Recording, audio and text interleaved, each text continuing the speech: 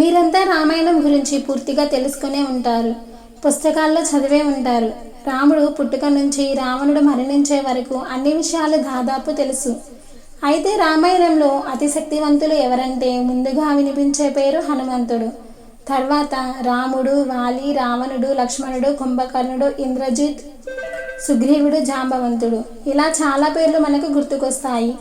కానీ రాముడు మాత్రమే రావణుడిని చంపాడు. ఎందుకంటే రాముడు పుట్టింది రావణుడిని చంపడానికి. హనుమంతుడు రాముడికి సహాయం చేయడానికి శివుడి యొక్క అంశతో వాయుదేవుడి వరంతో జన్మించాడు. అయితే రావణుడు కూడా మహావిష్ణువు దగ్గర ఉండే ద్వారపాలకులు శాపవశాత్తుతో రాక్షస జాతిలో జన్మించాడు. ఒక రకంగా రామాయణంలో హనుమంతుడు ఎంత శక్తివంతుడో రావణుడు కూడా అంతే శక్తివంతుడు. ముల్లోకాలను ఓడించాడు, దేవతలను భయపెట్టాడు. విభీషణుడు గనుక రాముడికి